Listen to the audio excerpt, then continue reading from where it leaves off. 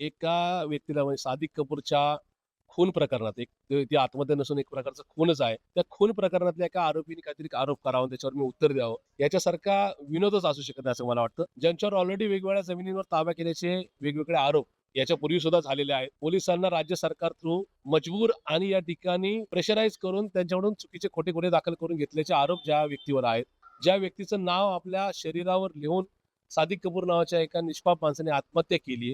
जाता जाता ज्याने प्रशांत जगतापला एक चिठ्ठी लिहिली आणि नेमकी ज्या सादिक कपूरने ज्या दिवशी आत्महत्या केली त्या दिवशी ती मला बाय कुरिअर मिळालेली आहे. त्या सादिक कपूरला न्याय मिळावा ही माझी भूमिका होती, आहे आणि उद्या सुद्धा राहील. मुळात मला जी माहिती त्याप्रमाणे फारुक इनामदार या व्यक्तीचा जामीन फक्त आणि फक्त 2 ते 3 दिवसासाठी प्रचार करण्यासाठी मुभा या गोष्टीवर मिळालेला आहे.